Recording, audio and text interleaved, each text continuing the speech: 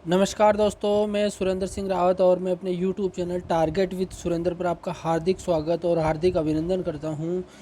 दोस्तों, आज हम जो टॉपिक लेने वाले हैं वो है सेकंड ग्रेड फर्स्ट पेपर के सिलेबस का भाग एक पहले मैंने बता दिया है। अगर आपने नहीं देखा तो पहले उसको देखिए, उसके बाद में भाग 2 पे आइए। और यहाँ पर सामान्य ज्ञान, भारत और विश्व इसमें दे रखा है, तो आपको ये ध्यान रखना है कि भाग 2 में एक तो राजस्थान जीके का मैंने भाग 1 में बताया था और भाग 2 में भारत और विश्व का जो जीके हैं वो, और उसके अलावा इसमें शिक्षा मनोविज्ञान के टॉपिक्स भी हैं। तो अपना उद्देश्य है कि जो सेकंड ग्रेड की वास्तव में तैयारी कर रहे हैं उन तक ये वीडियो पहुँचे।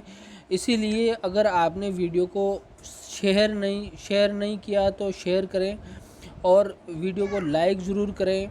और इसके अलावा चैनल पे अगर नए हो तो सब्सक्राइब करें। ये हमारा मोटिवेशन है कि अगर आप चैनल पे नए हो और आप चैनल को सब्सक्राइब करते हो तो हमें मोटिवेशन मिलता है।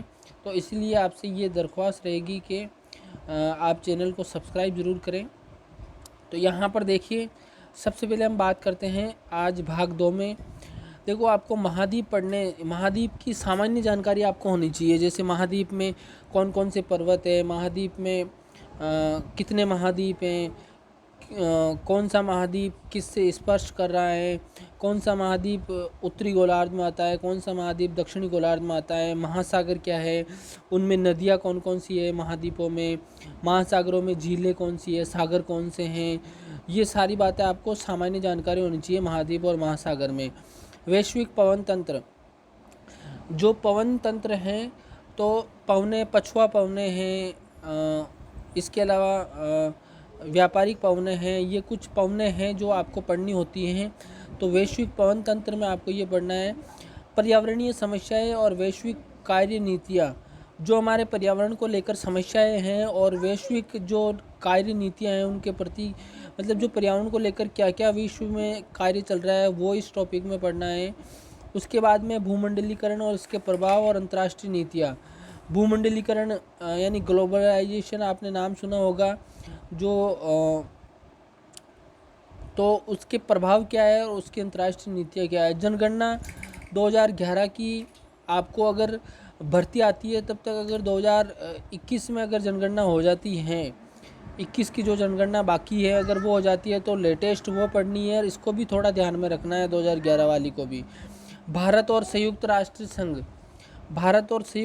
संघ जो है, भारत और संयुक्त राष्ट्र संघ के रिलेशन क्या रहे हैं, भारत की क्या भूमिका रही है, वो इसमें पढ़ना है। परमाणु अप्रसार संधि के संदर्भ में प्रमुख अंतर्राष्ट्रीय नीतियाँ। परमाणु अप्रसार संधियाँ यानी परमाणु अप्रसार को लेकर जो संधियाँ होती है उसको लेकर आपको ध्यान रखना है। अगर करंट में कोई संधि होती है तो उसको विशेष तौर पे आपको ध्यान रखना है। इसके अलावा स्थानीयकरण व उसका महत्व, ये भी आपको पढ़ना है इस टॉपिक के अंदर। इसके अलावा नेक्स्ट अपन देखते हैं मानसून तंत्र। भारत का जो मानसून सिस्टम है वो पूरा पढ़ना है। कैसे मानसून आता है, कहाँ कहाँ वर्षा होती है, मानसून के अंदर कौन कौन सी वर्षाएं होती है, वो सारा इसमें पढ़ना। अफवाह प्रणाली के अंदर आपको सारी नदियाँ पढ़नी है भारत की, दक्षिणी भारत की, प्रायद्वीपीय भारत की जो नदियाँ हैं, उत्तर भारत की जो नदियाँ हैं, वो सब इसमें पढ़ना है। भारत की कृषि में नवीन प्रवृत्तियाँ, पूरा कृषि आपको पढ़ना है। भारत के में उद्योग की नवीन प्रवृत्तियाँ, यानी इंडस्ट्रियलाइजेशन को लेकर भारत में कौन कौन सी नवीन प्रवृत्तियाँ, नीतियाँ जो बन रही है वो आपको पढ़ना है। नेशनल इनकम, राष्ट्रीय आय, ये टॉपिक अर्थशास्त्र यानी इकोनॉमी का है, ये पढ़ना है। भारत की विदेश नीति और नेहरू जी का योगदान, जिसमें गुटनिरपेक्ष नीति मुख्य रूप से आती है, वो आपको पढ़ना है। संवैधानिक इतिहास के सोपान का मतलब हो गया संवैधानिक जो हमारा इतिहास रहा है संविधान बनने को लेकर, उसके प्रमुख महत्वपूर्ण टॉपिक्स कौन कौन से हैं वो आपको इसमें पढ़ना है। इसके अलावा आगे देखिए, भारतीय स्वतंत्रता आंदोलन में महात्मा गांधी का योगदान। भारतीय स्वतंत्रता आंदोलन जो हुआ था उसमें महात्मा गांधी का योगदान, यानी महात्मा गांधी 1915 के अंदर भारत में आ जाते हैं दक्षिण अफ्रीका से, और जहाँ तक वो उनका निधन होता है तब तक वो भारत में ही रहते हैं। तो उन्होंने जो 3 आंदोलन किए मुख्य रूप से, असहयोग आंदोलन, सविनय अवज्ञा आंदोलन और भारत छोड़ो आंदोलन, और इसके अलावा 3 जो लोकल लेवल पे आंदोलन किए थे, चंपारण किसान आंदोलन, खेड़ा और आपके एक और आंदोलन था उनका, वो 3 आंदोलन जो किए थे वो सारे इसमें पढ़ने हैं। इसके अलावा और भी महत्वपूर्ण भूमिका रही है छोटी छोटी इनकी, तो वो सारी इसमें पढ़नी है। BR अम्बेडकर और भारतीय संविधान का निर्माण, क्योंकि अम्बेडकर साहब की जो संविधान निर्माण में बहुत महत्वपूर्ण भूमिका थी, तो इनको आपको अच्छे से पढ़ना ही पढ़ना है।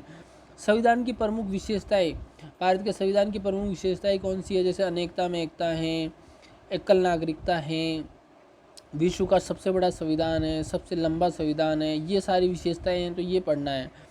मौलिक अधिकार, मौलिक कर्तव्य और नीति निर्देशक तत्व, ये क्रम से ही है। मौलिक अधिकार सबसे पहले है, फिर नीति निर्देशक तत्व है, फिर आपके मूल कर्तव्य हैं, तो ये आपको संविधान में पढ़ने ही पढ़ने हैं।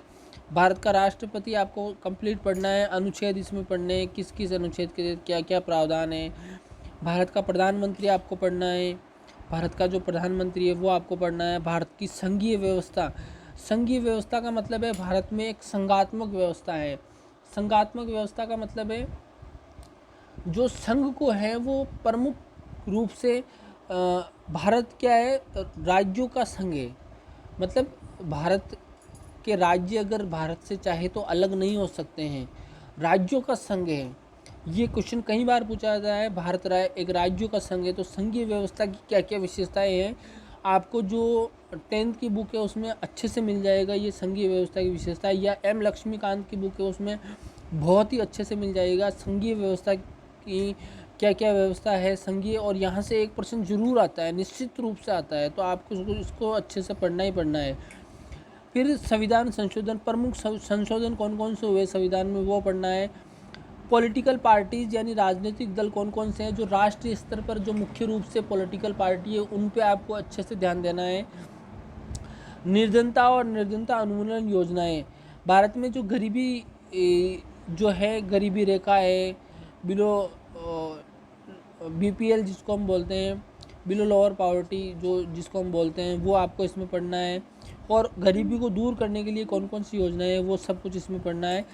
तो ये हो गए आपके 30 क्वेश्चन, यानी देखो 40 क्वेश्चन तो हो गए आपके राजस्थान जीके के, 10 क्वेश्चन हो गए राजस्थान करंट अफेयर के, और 30 क्वेश्चन हो गए आपके इंडिया जीके और वर्ल्ड ज्योग्राफी के अंदर, और 20 क्वेश्चन हो जाएगा आपके शिक्षा मनोविज्ञान में। ऐसे करके आपके ये अगर आप इनको जोड़ोगे तो ये होते हैं 100 क्वेश्चन।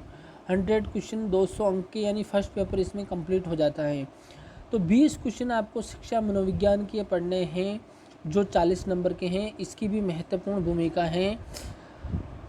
अब अगर आपको वीडियो में अगर कोई चीज़ समझ में नहीं आई तो आप कमेंट बॉक्स में कमेंट करके ही मुझसे पूछे हैं, व्हाट्सएप पे नहीं करें, कमेंट में आप कमेंट करें।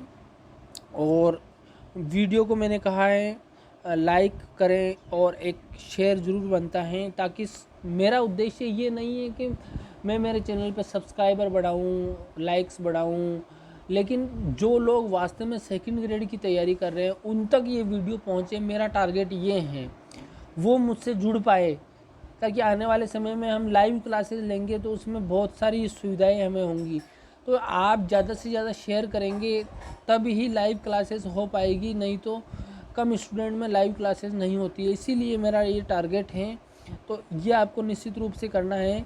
और बाकी अगर कोई समस्या हो तो उसके सॉल्यूशन के लिए मैं बैठा हूँ। मेरा टारगेट है खुले मन से स्टूडेंट्स को देना। तो अगर हम किसी को देते हैं तो प्रकृति हमें लौटा के ज़रूर देती है, तो वो चिंता वाली बात नहीं है कि मुझे क्या मिलेगा या नहीं मिलेगा, लेकिन आप ज़रूर खुले मन से इस प्रकृति को आप हेल्पफुल बनो मेरी, खुले मन से जिनको मैं हेल्प करना चाह रहा हूँ। तो आप निश्चित रूप से ये काम करें। और सिलेबस में ये मैंने कंप्लीट भाग 2 बता दिया, भाग 1 पहले अगर आपने नहीं देखा तो वो देखें। और इसी के साथ में आपने वीडियो देखा है उसके लिए बहुत बहुत धन्यवाद। Thank you very much.